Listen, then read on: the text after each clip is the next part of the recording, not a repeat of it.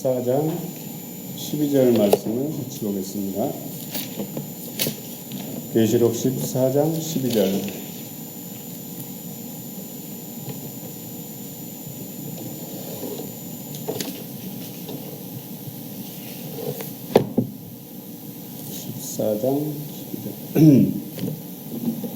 제가 읽겠습니다.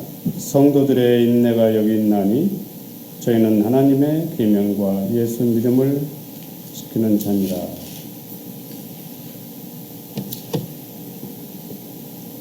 제가 이 572장을 왜 찬미를 부르자고 그랬느냐. 거친 들의 고운 장미꽃 그러잖아요. 거친 들은 세상을 말하는 거예요. 세상. 그러면 거친 들에 고운 장미가 폈잖아요. 그렇죠? 근데 거친 들에서 고운 장미가 피는데 오늘날 비록 이 죄의 세상, 정말 가시돋친 죄의 세상이지만 거룩한 길을 걸어가는 사람들이 있다고. 그래서 오늘 설교 제목을 거룩한 길을 걷는 사람들이라는 제목으로 제가 말씀을 좀 드리려고 그러는데, 거친 들의 고운 장미꽃, 그런 다음에 피는 것을 볼 때에 구속함에 노래 부르며 거룩한 길 다니리. 거룩한 세상에도 거룩한 길이 있고 그 다음에 죄된 길이 있는데 사람들은 죄된 길을 좋아해요. 근데 거룩한 길을 가는 거를 이렇게 감상주의적으로 그거는 원한다고 말하지만 실제적인 생활은 그걸 거부하고 있거든요. 그런데 우리는 그런 모습은 볼 필요 없고 거룩한 길을 걷는 사람들을 우리가 바라보자고요. 그게 누군가 하면 여기 나오는 성도들이에요. 근데 왜 사도 요한이 여기다 성도들이라고 그랬느냐. 계시 가운데 성도들의 신분을 가지고 거룩한 길을 걷는 사람들을 사도 요한이 보았기 때문에 성도들을 언급한 거라고요. 연희신에도 나오잖아요. 사도 요한이 계시 가운데 하나님의 계명을 지키며 예수 믿음을 가진 자들을 성도들을 보았다고 했어요. 근데 그 무리들을 사도 요한이 봤는데 얼마나 멋있고 아름다웠겠어요. 그래서 거룩한 길을 걷는 사람들. 그래서 제가 이 찬미를 좋아합니다. 거룩한 길 다니리. 이 사람들은 지상에 있는 동안에도 거룩한 길을 걷는데 하늘에 가서 거룩한 길을 걸을 거 아니에요. 그죠? 근데 하나님께서 우리에게 요구하시는 게 있어요. 하늘에서 성도가 되기 전에 지상에서 먼저 성도가 되거라 그랬거든요. 성도란 말이 무슨 말이에요? 성도.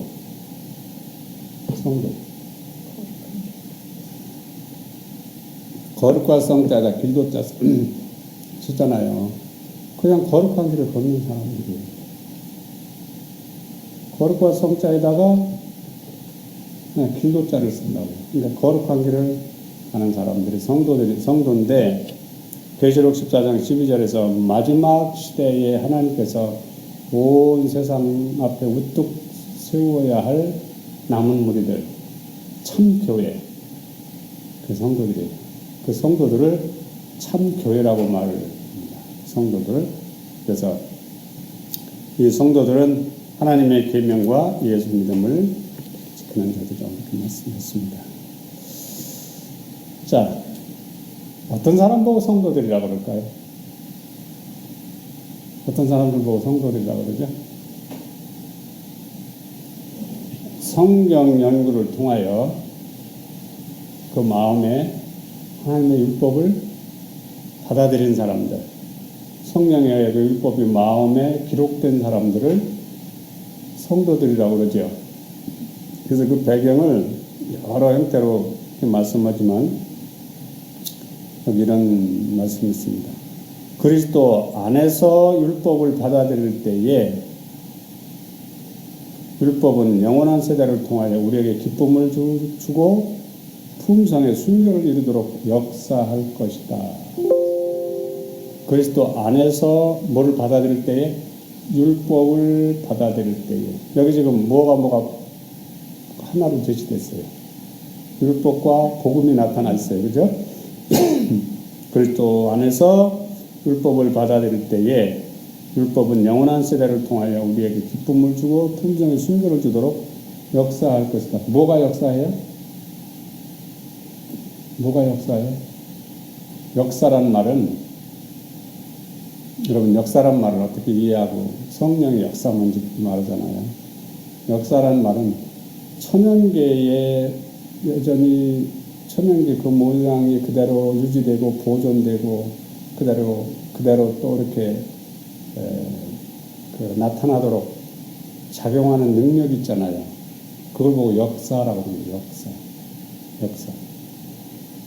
그러면 여기도 지금 그리스도 안에서 율법을 받아들일 때에 율법은 영원한 세대를 통하여 그러니까 그 율법을 마음에 받아들인 사람은 그 율법이 살아있는 생명 있는 말씀이잖아요. 그 말씀이 내 속에서 계속 작용을 하시기 때문에 역사를 하시기 때문에 기쁨을 주고 순결을 이루도록 작용을 한다 이 말이에요. 그 율법이 말씀이 천연계는 법칙 그러잖아요. 그 법이 같은 얘기예요. 그 생명의 법칙이 천연계라고 하는 환경이 존재하도록 역사를 해주기 때문에 꽃도 피고 열매도 맺히고 작물이 자라고 나무가 자라고 그러잖아요. 근데 율법을 받아들이는 경험을 하게 되면 그것이 영원한 세대를 이어진다 이렇게 말씀하셨단 말이에요. 그 다음에 율법은 하나님의 사상의 표현이다. 우리가 그리스도 안에서 율법을 받아들일 때 율법은 곧 우리의 사상이 되는 것이다. 율법은 우리의 육신적인 욕망을 초월하게 하여 죄와 유혹들을 멀리하게 한다. 율법이 내 마음속에 받아들여져서 그 살아있는 진리, 율법이 내 속에서 누룩처럼 작용을 할 때에 유혹을 멀리하게 하고 죄를 멀리하게 한다. 그렇게 작용한다. 그것을 성경에서 뭐라고 말씀하시느냐? 시편 119편 165절.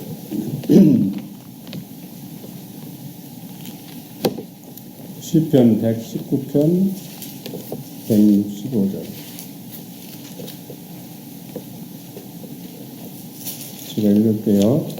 주의 법을 사랑하는 자에게는 큰 평안이 있으니 저희에게 장애물이 없으리이다. 누가 주의 법을 사랑해요? 그 마음에 하나님의 율법을 받아들인 사람들.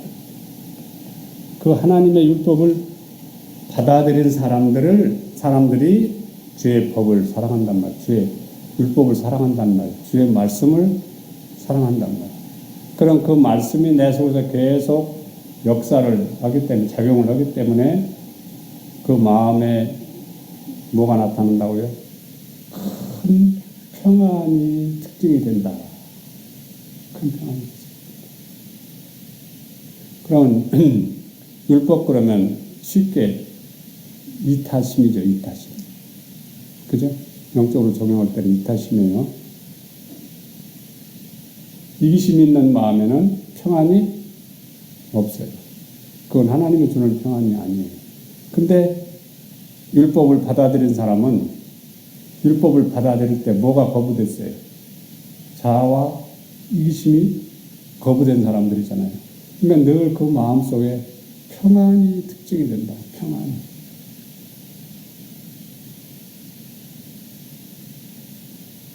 율법은 우리의 육신적인 욕망을 초월하게 하며 초월하게 한단 말은 무슨 말이에요?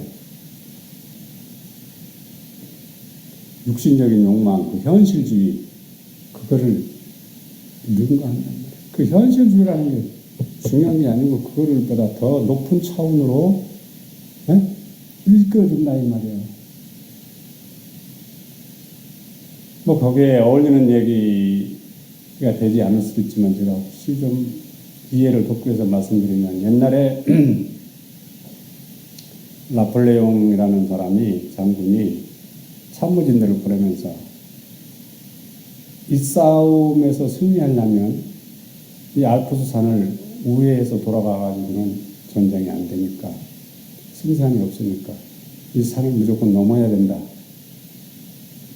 그러니까 어디로 넘어야 되는지를 가서 정확하게 관찰하고 오느라 참모진들을 보냈는데 참모들이 갔다 와서는 다 한결같이 장군님 불가능합니다.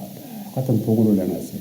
넘을 수 없는 산입니다. 지금 저도 알프스 산 올라가 봤지만 그 척박한 바위, 말할 수 없는 막 바위로만 이루어진 그 산, 수천 미터 되는 그 산을 넘어야 된다는 거 알겠죠, 나폴레옹. 그러니까 나폴레옹 장군이 자기 부하들한테 내가 너희들한테 불가능한 보고를 가져오라고 보냈느냐, 어디로 쉽게 넘을 수 있는지를 그거를 가서 보고라고 그랬는데 어떻게 와서 불가능한 얘기만 하느냐. 그러고서는 나를 따르라. 그리고 그 산을 넘어버렸어요. 그럼 그 산을 넘어버린 나폴레옹한테는 이 산은 넘을 수 없는 산이라고는 부정적인 요소가, 저 골짜기 가득한 요소가 해당이 안 되잖아요. 초월해버렸잖아요. 그러니까 제가 늘 신앙이라고 하는 거는 차원이다라는 말을 하는 게 그거를 얘기를 하는 거예요. 그래서 여기 율법은 우리의 육신적인 욕망을 초월하게 하며 죄와 유혹들을 멀리. 육신적인 욕망은 뭐야? 편하게 살고 싶은 안일한 생각, 좀 더 나은 생활을 살고 싶은 어떤 유혹, 달콤한 어떤 생각들, 어디 자꾸 가고 싶은 유혹, 뭐 좀 더 먹고 싶은 유혹, 이런 것들이 항상 사단은 우리를 의인들을 넘어뜨리려고 이렇게 장난하잖아요.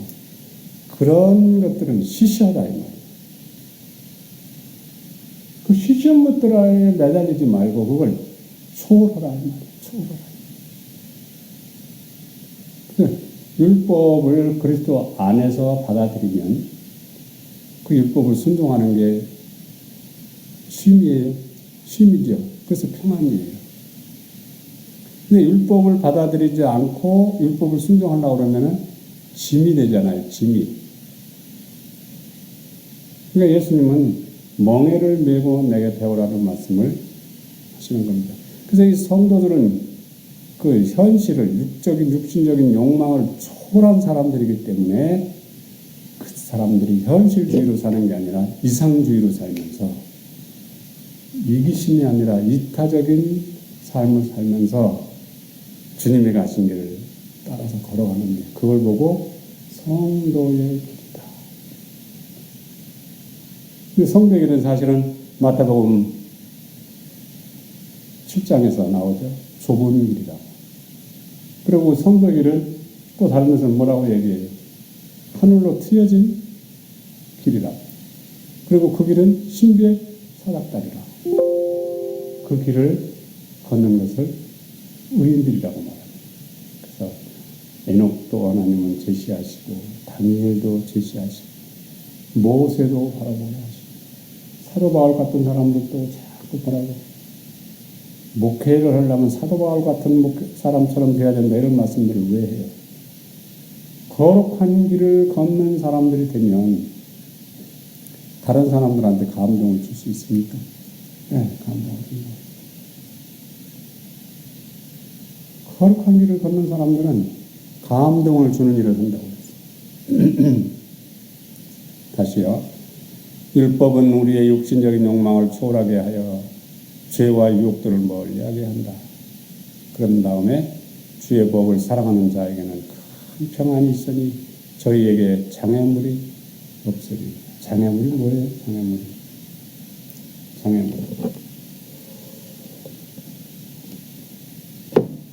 장애물이 뭐예요? 나에게 제일 큰 장애물이 뭘까요? 산더미 같은 큰 장애물, 딱딱 따라막는 장애물. 자화이시.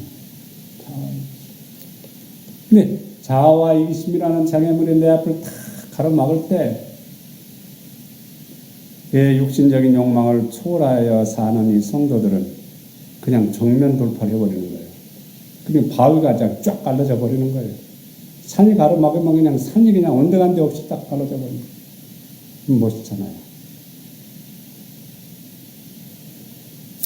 제가 예화를 잘 얘기 안 하는 사람인데 바닷가에 살면서 제가 그런 거는 조금 매력을 느끼는 부분이라 하나 말씀드리면, 옛날에 아주 오래전에, 지금은 이제 그런 식으로 시험을 치는 게 아닐 텐데, 그 큰 외양선을 움직이는 선장을 뽑는데 시험을 보게 됐어요. 그 시험을 보는데 이제 그 시험 답안지가 내용이 뭔가 하면, 지금 큰 배를 항해를 하고 있는데 갑작스럽게 풍랑이 일어났다. 그런데 산더미 같은 큰 바위가 내가 지금 항해를 하는 배 앞에 딱 가로막고 있는데 그 큰 산을 어떻게 할 것인가.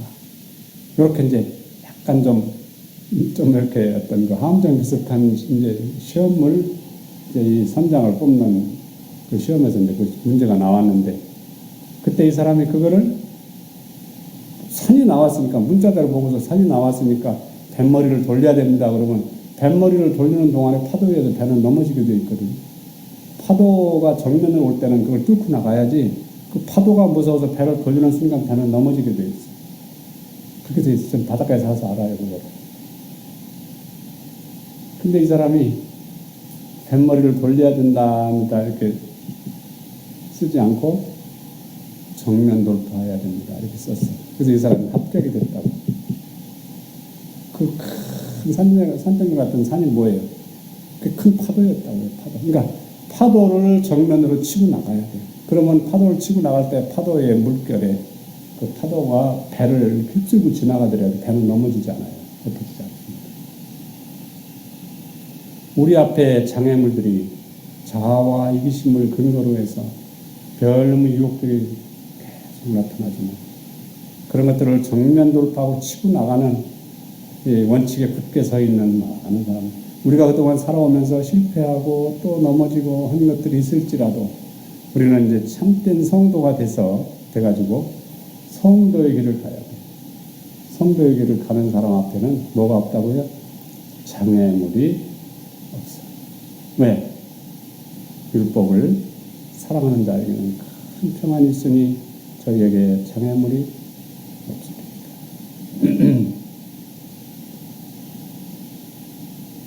예를 들어서 어떤 사람이 나한테 와서 어려운 얘기를 해서 내가 그 사람한테 돈을 조금 빌려줬다. 근데 빌려줄 때 속으로 이자 없이 그냥 이렇게 이제 빌려준다고 하는데 이렇게 빌려줬는데, 그러나 이 사람 마음속에는 이걸 당신이 안 갚아도 된다는 마음으로 이제 빌려줄 수도 있잖아요. 그렇죠? 근데 이걸 꼭 갚아야 됩니다. 그러고 이제 빌려주면 그 사람이 사정해서 못 갚을 수도 있죠. 그럼 못 갚을 때 그 돈이 아까워서 왜 돈 안 준다고 이렇게 할 수도 있잖아요. 그런 상황에 됐을 때도 그 돈 아깝지 않느냐라는 유혹이 올 수도 있죠. 그때도 그거를 얼른 그 사람 입장에서 그거를 포기할 수 있는, 그렇게 살겠다고 뜻을 정해진 사람들한테는 장애물이 될 수 있는 장애물이 있어요, 없어요? 세상에 장애물이 있을 수가 없어요.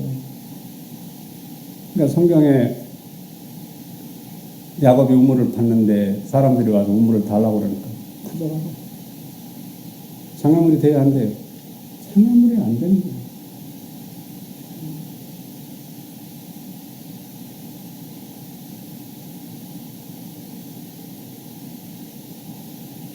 불의한 곳에는 평강이 없고 악한 자는 하나님과 전쟁을 하고 있는 것이다. 악한 자라는 말은 뭔 말이에요? 자아와 이기심을 포기하지 않는 걸 악한 자라고 그런다. 그 자아와 이기심을 포기하지 않으니까 하나님을 자꾸 거역하잖아요. 하나님과 전쟁을 하는 거예요, 전쟁. 자꾸 불순종에 나타나고 거역에 나타나고 자기 의무를 소홀히 하는 게 나타나고 하나님과 전쟁을 하는 거예요. 그래서 불의한 곳에는 뭐가 없다? 평강이 했다. 근데 하나님의 율법을 받아들여서 그 율법을 막 장황하게 펼쳐놓은 게 성경이고 더 세세하게 설명해 놓은 게 예언신이잖아요. 그다 율법이란 말이에요. 그 모든 말씀들이 어떠한 말씀이 나타나더라도 율법을 받아들인다는 그게 문제가 되질 않아요. 뭐든지 순종할 수 있는 사람이 됩니다. 맞아요? 뭐든지 순종할 수 있는 사람. 그래서 그 순종하는 자체가 나한테 뭐예요? 그게 즐거움이요. 그게 행복이요. 그게 성도의 길이란 말이에요. 성도의 길은 율법을 순종하는 생애를 말하는 거예요. 불의한 곳에는 평강이 없고 악한 자는 하나님과 전쟁을 하고 있는 것이다. 그러나 따라서세요. 그러나 그리스도 안에서 율법의 의를 받아들인 사람은 하늘나라와 조화를 이룬다. 무슨 말이죠? 율법의 의를 받아들인 사람은 하늘나라와 조화를 이룬다. 성경에 나오죠. 우리의 마음, 하늘나라는 우리의 마음에서 시작됩니다.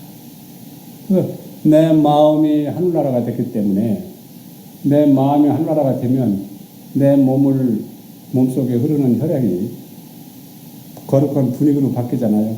그러니까 내 마음속의 분위기가 거룩한 분위기가 돼버렸어. 그러니까 이 사람은 하늘 분위기 속에 사는 거예요. 그게 성도들이라. 하늘 분위기 속에 사는 거예요.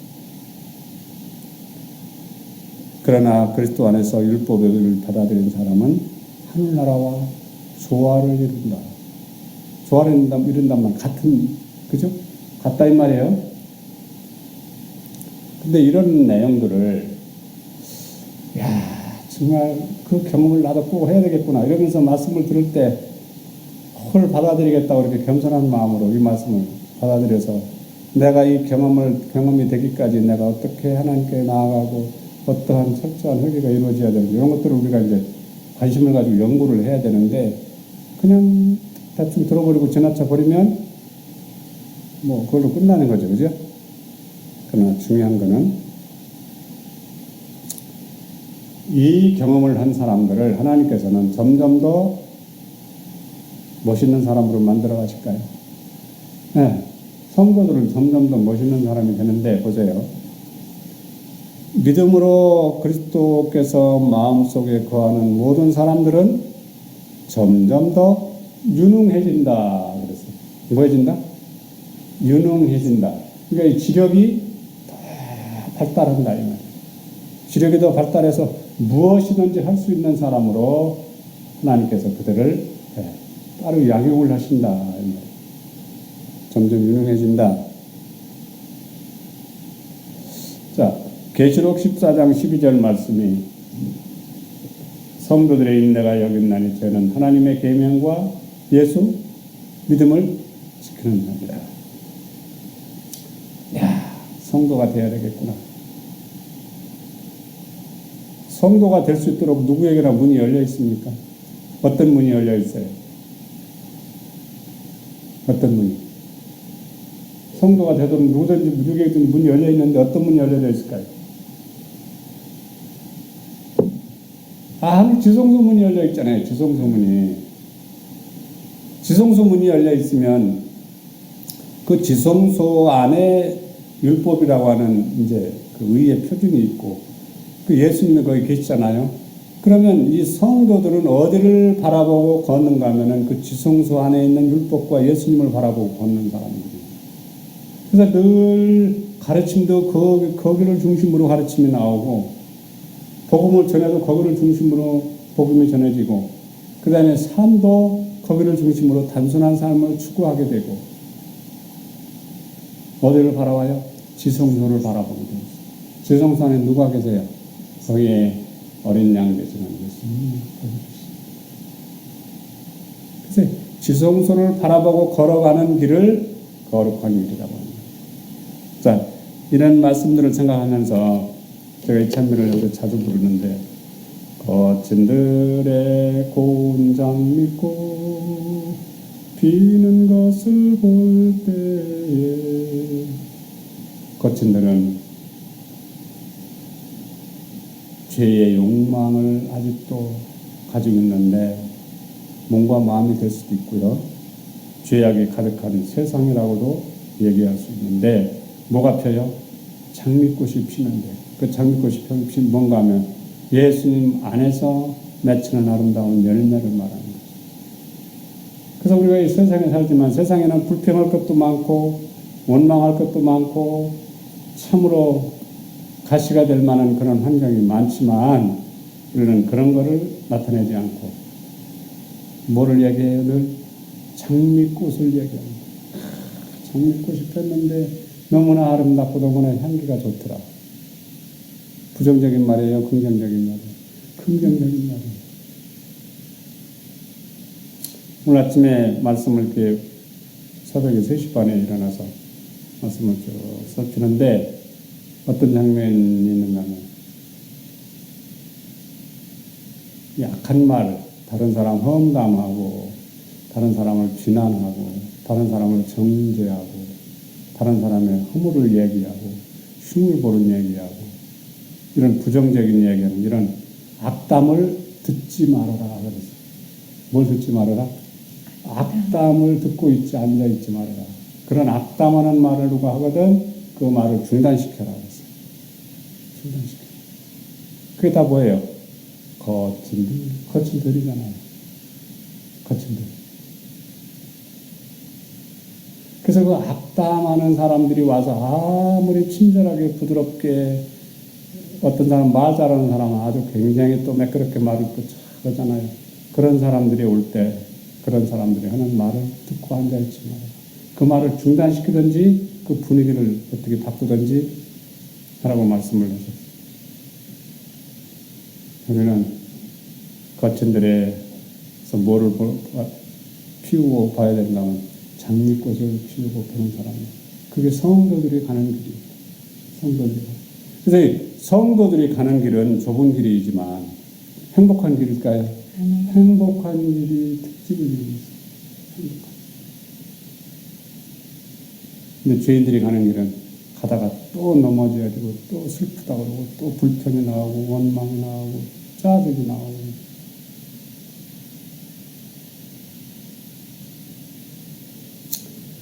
하나님께서 성도들이 여기 있나니 사도 요한을 통해서 성도들의 모양을 보여주시고 성도들 계시 가운데 봤는데 우리 자신이 성도가 되면 이 죄의 세상을 어두운 세상에 빛을 비추는 사람들이 되잖아요.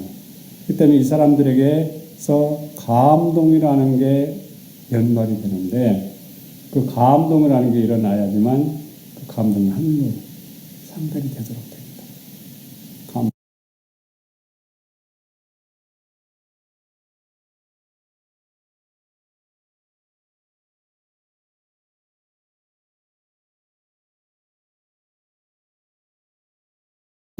감동이 제가 한두 시간 다루려고 늘 생각하면서 아끼는 말 중에 하나가 이 율법을 마음에 받아들여서 감동이 일어나는 이제 그 역할을 할 거 아니에요. 그렇게 할 때에 그 심장 안에서 보석들이 엄청나게 만들어진다고 얘기했어요. 뭐가 만들어져요? 보석들이 만들어져요.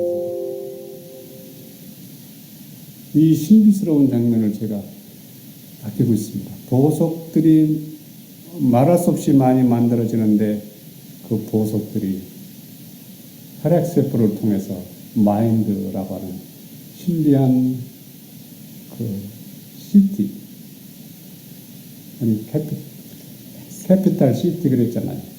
이 수도로 그 보석을 운반합니다. 이 혈액세포들이 보석을 운반에다가 큰 장소에다가 보석을 담는데 그 보석 하나하나가 다 하나님을 아는 지식입니다.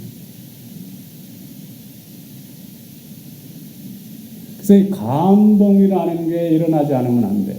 그러면 이 의미가 하나도 없어요.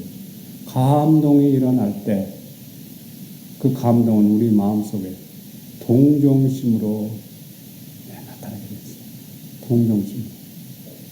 그래서 이 동정심이 마음속에서 작용을 하게 되면 이 사람들은, 성도들은 전 세계를 가슴으로 끌어안는 사람들이에요.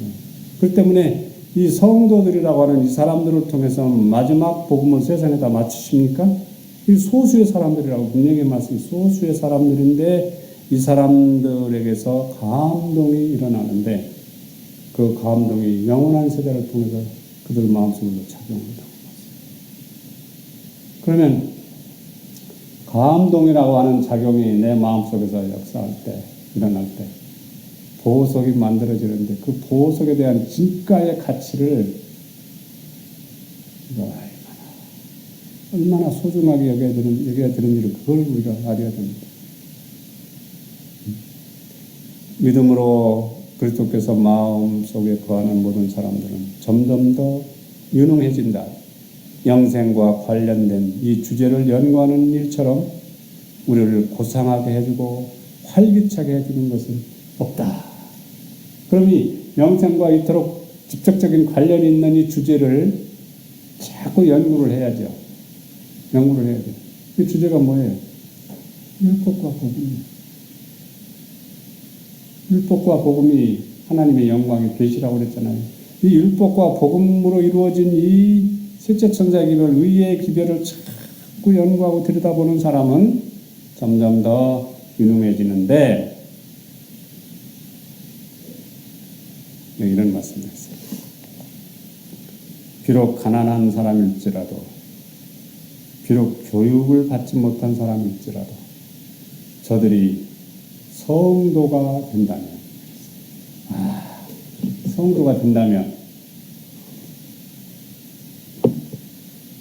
성도가 되면 나를 가르치는 교사가 누구예요? 예수님이잖아요. 예수님이 나를 가르쳐.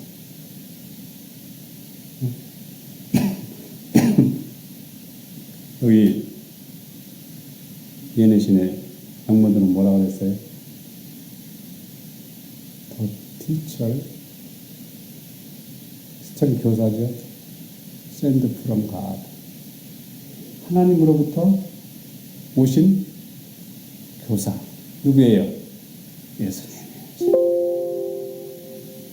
교사라는 말은 그 선생은 자기처럼 되도록 제자를 가르친다는 얘기 아닙니까? 그게 선생 아닙니까? 그렇죠? 그럼 하나님께로부터 오신 교사 되신 예수님은 당신을 받아들이는 사람을, 율법을 받아들이는 사람을 당신처럼 되도록 가르치신다는 얘기 아닙니까? 그게 성도들이에요. 그분한테 직접 배우는 사람들을 성도들이라고 해요. 얼마나 멋진 장면입니까? 그래서 영생과 관련된 이 주제를 연구하는 일처럼 우리를 고상하게 해주고 활기차게 해주는 것. 활기차다는 말이 뭔가 하면 보석이 마인드 안에 자꾸 들어간다. 보석 하나는 하나님의 지식이잖아요. 여기서 자꾸 활력이 되살아나잖아요. 스파크가 일어나고 전기가 발생하고, 네? 생명이 되는 호르몬이 분비가 되고 하면서 우리 몸을 자꾸 영적으로 활기차게 해주니까 육체적으로도 건강하고 영적으로도 건강하고 그렇게 비록 가난한 사람일지라도 교육이 없는 사람일지라도 저들이 성도가 된다면 저들의 감화력은 이때와 영원한 세대를 통하여 감동을 줄 것이며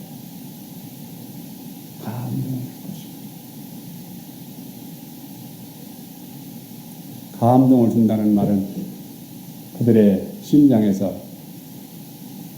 떨리는 현상. 뭐예요? 바이브레이션이라고도 하고, 예내신에서는 신금을 울린다고도 말을 하고, 그 작용이 심장 안에서 동방결절에서 그것이 착 시작이 되면 그 진동이, 거기서 시작된 진동이 이 대기권을 뚫고 공중을 지나서 대기권을 뚫고 하늘 보좌까지 그것이 상달된다는 이 신비스러운 장면이 실제적으로 일어나는데 그래서 이 감동이라는 말을 제가 성경 영역을 연구하면서 굉장히 감동이라는 단어만 나오면 제가 다 영문으로 확인해 보는 거예요. 감동. 그래서 이 성도들이 지나가는 곳에는 흔적이 남는데 감동이 남는 거예요. 이야, 이 사람이 이거 한 거야? 이 사람이 그 일을 했어?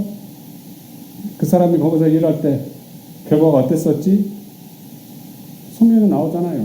다니엘이 바벨론에 가서 어떻게 생활했지? 감동이 거기 흔적이 남아있잖아요. 그죠? 감동.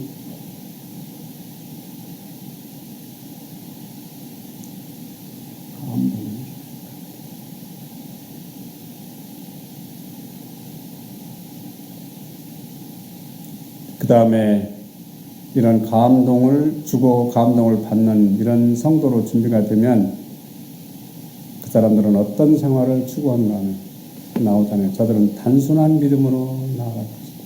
무슨 믿음으로? 단순한 믿음으로.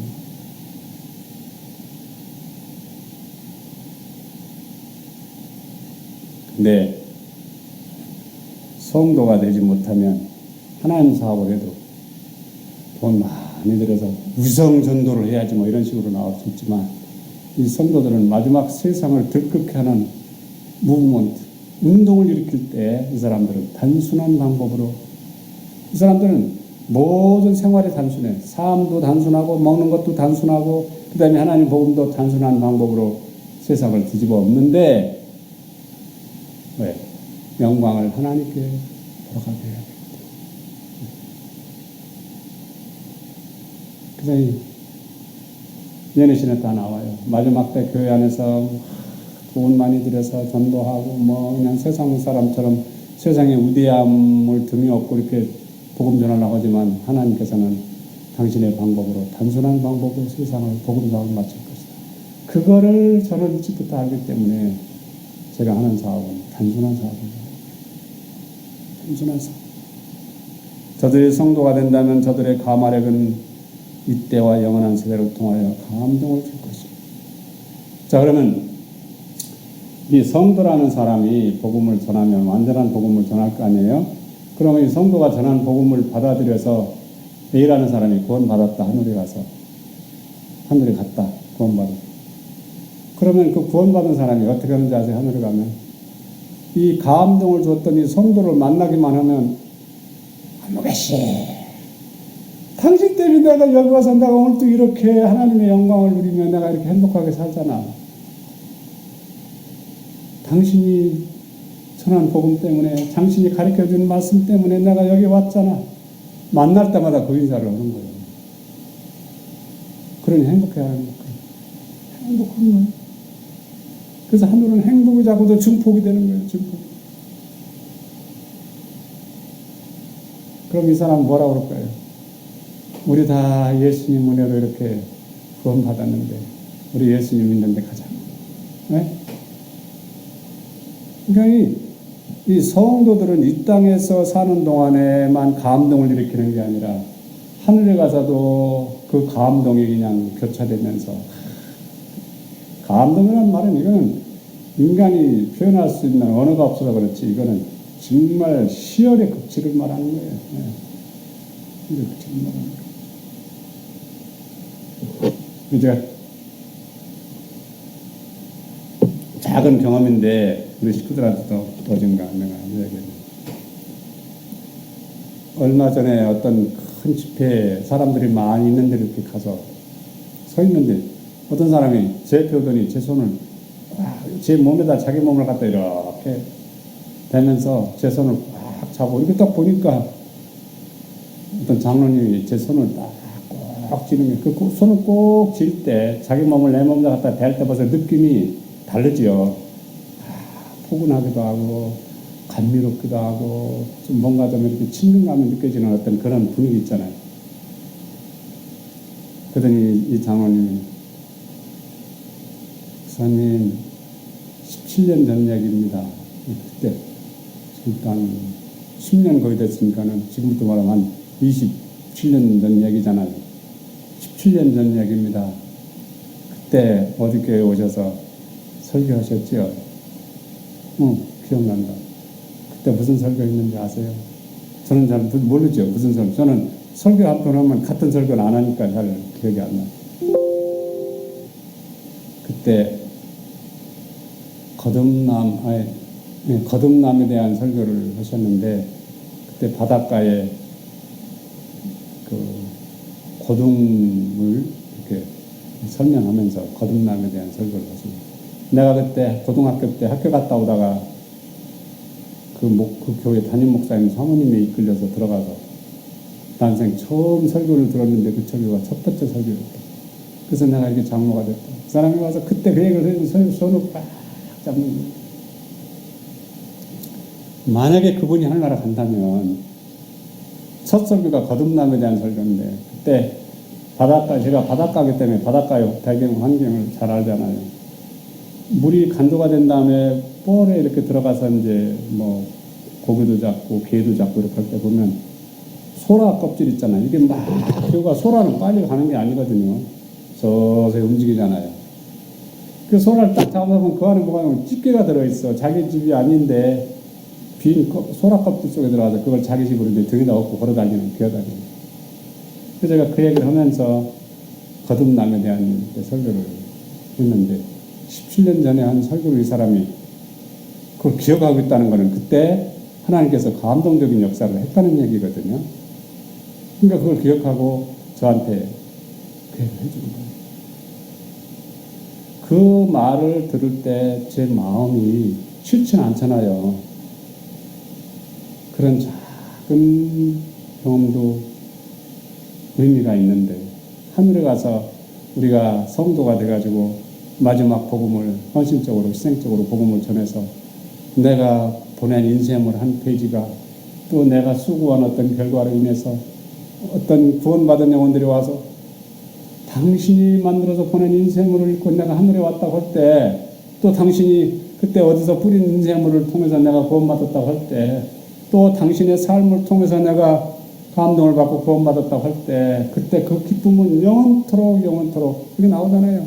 영원한 세대를 통하여 우리에게 기쁨을 주고 순결을 이루도록 역사할 것이다. 그러니까 중요한 건 뭐냐? 우리가 성도가 되어야 돼요. 성도가 되지 않으면 이런 일들이 연결이 안 되게 됐습니다. 성도가 되어야 돼요.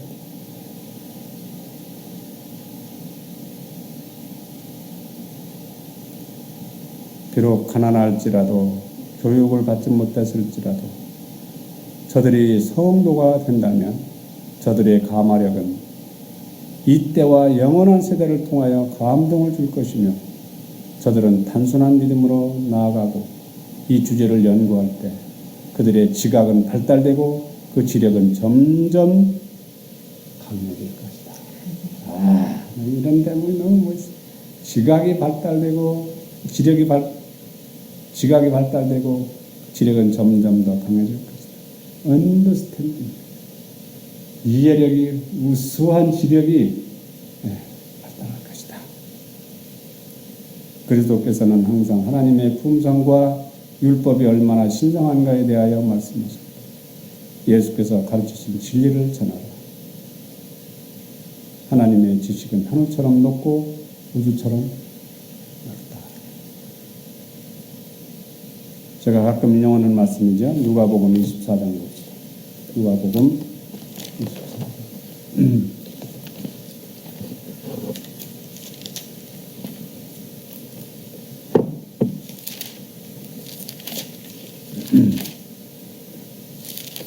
24장 32절 제가 읽겠습니다. 이 말씀을 제가 오늘은 처음부터 제가 연결을 좀 해드릴게요.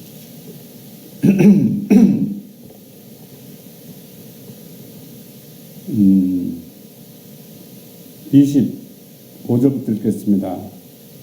가라사대 미련하고 선지자들의 말한 모든 것을 마음에 더디 믿는 자들이여, 그리스도가 이런 고난을 받고 자기의 영광에 들어가야 할 것이 아니냐 하시고, 이에 모세와 및 모든 선지자의 글로 시작하여 모든 성경에 쓴 바 자기에게 관한 것을 자세히 설명하십니다.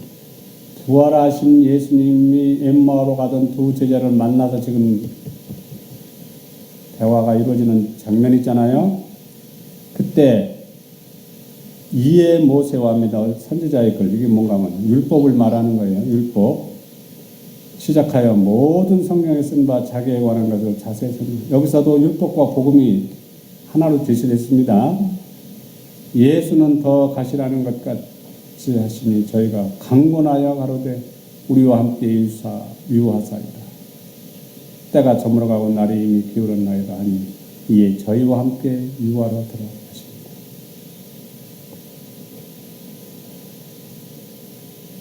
이때 율법과 복음에 대한 얘기를, 십자가에 대한 얘기를 연결해서 이제 말씀을 주실 때 32절에 가서 저희가 서로 말하되 길에서 우리에게 말씀하시고 우리에게 성경을 풀어주실 때에 우리 속에서 마음이 뜨겁지 아니하더냐. 뭐가 일어났어요? 감동이 일어났어요. 그때 예수님이 엠마오로 가던 두 제자에게 정말 더디 깨닫는 이 두 제자에게 설명하실 때 두 제자가 감동을 받았습니다. 그 감동을 받은 두 제자가 45절에 가서 뭐라고 그래요? 44절부터 또 이르되 내가 너희와 함께 있을 때에 너희에게 말한 바 곧 모세의 율법과 선지자의 글과 시편의 나를 가리켜 기록된 모든 것이 이루어져야 하리라 한 말이 이것이니라 하시고 이에 저희 마음을 열어 성경을 깨닫게 하시고.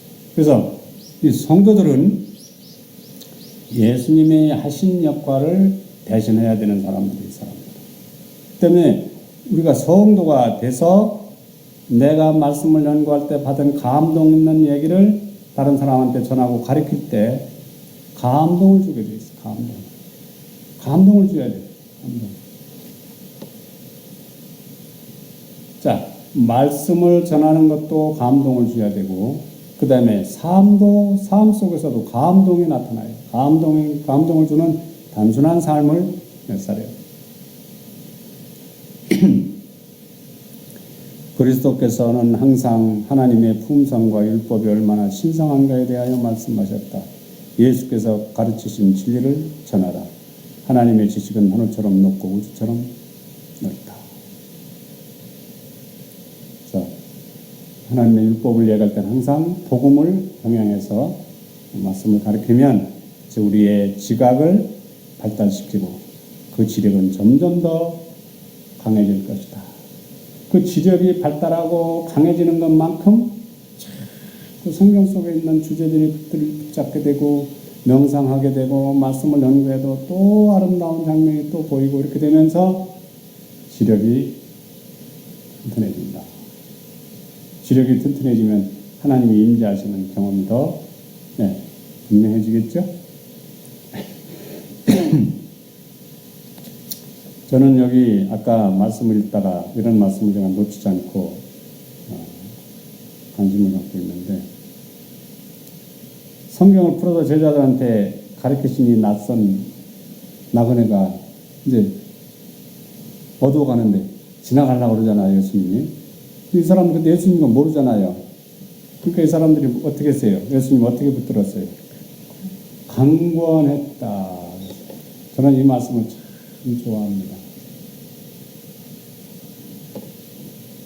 강권했다. 우리가 선한 일을 하고 남을 도와줄 때도 강권해서 이렇게 행동을 해야 돼. 강권. 집으로 누굴 초청을 하더라도 마지못해 그냥 형식적인 인사를 하는 경우가 너무 많거든요. 이거 차고 가라고 할 때 형식적으로 인사하는 경우는 너무 잘 알죠. 문서전도를 수십 년 한 사람은요, 세상을 손바닥처럼 들까보는 사람들이기 때문에 사람들의 행동을 조금 알죠. 형식적인 인사를 하면 안 돼. 우리 또 중심. 강권해서 끌어줘. 그 왜 강권을 하라는 말을 왜 성경에 나오고 예내신에도 복음을 전할 때도 강권해서 전하라고. 그 강권이라는 말은 복음을 거절하면 당신 복음 거절하면 죽어 멸망받아. 그 영혼의 어떤 울먹이는 그런 감정으로 당신 복음을 받아야 살아. 당신 그 길로 가면 당신 멸망이야. 강권해서 복음을. 제가 이런 걸 조금 알기 때문에 문서원들 때 제가 책을 권할 때 열정적으로 권할 때 그러니까 막 책을 많이 전했잖아요. 강권해서 복음을 줘. 강권해서 낯선 사람을 집으로.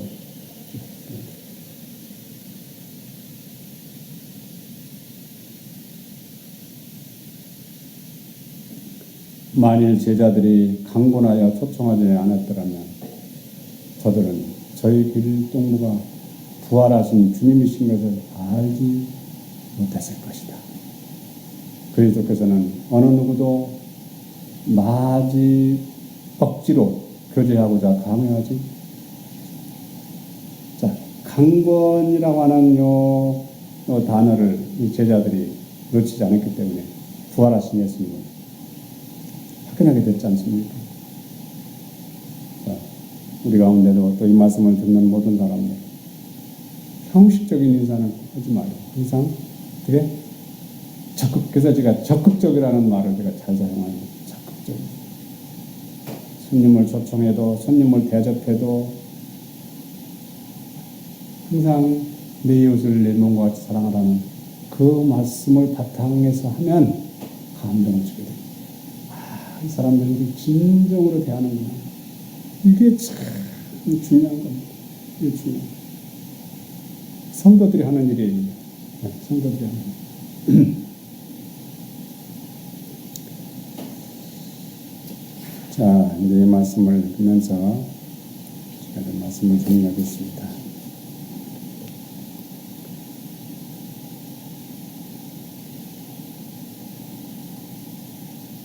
이에 저희 마음을 열어 성경을 깨닫게 하셨다고 하셨다. 누가복음 6장 44절 45절이죠.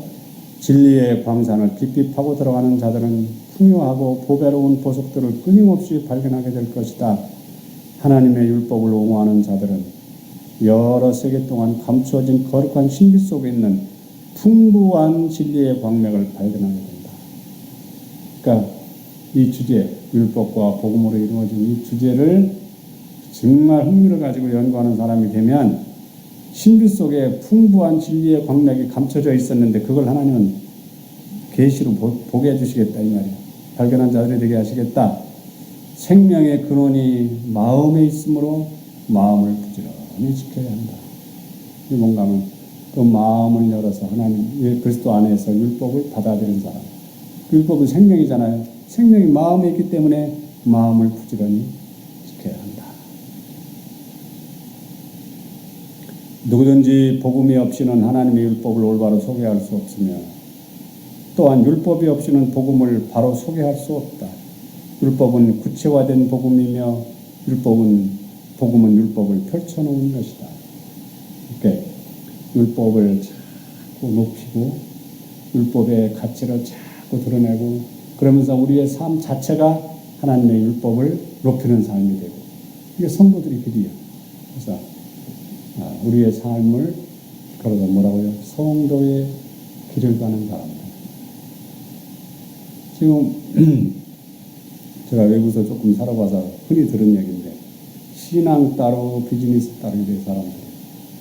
신앙은 신앙이고 비즈니스는 비즈니스란 말은 무슨 말이에요? 돈 벌 때는 수단 방법 안 가리고 내 일속 차려야 되지 뭐 이런 뜻이잖아요. 근데 성도들은 그렇게 안 살아요. 성도들은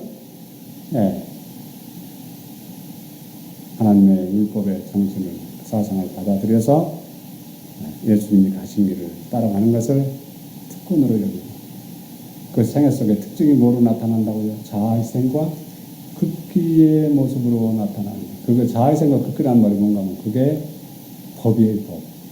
그게 생명의 보존의 법칙을 자아희생과 극기라는 어휘로 그것을 하나님께서는 표현하는 겁니다.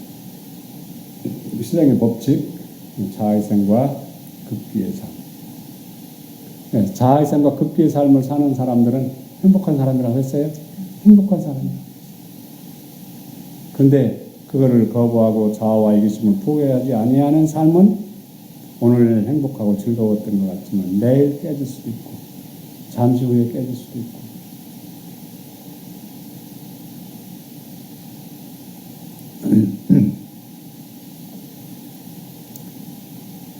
그리스도 안에서 하나님의 율법을 받아들일 때 율법은 영원한 세대를 통하여 우리에게 기쁨을 주기 위하여 역사할 것이다. 율법이 역사한다고 그랬습니다. 율법이 작용하는 겁니다. 그리스도 안에서 율법의 의를 받아들이는 이는 하늘나라와 조화를 이루게 된다. 믿음으로 그리스도께서 마음속에 거하는 모든 사람은 점점 더 유능해질 것이다. 이런 말씀들이 이 약속이 내 생애 속에 실현되도록 내 것으로 삼는 그러한 성도들이 되셔서 성도의 길을 걷는 행복한 사람들 되시길 바라면서 말씀 이것으로 마치겠습니다. 계시록 14장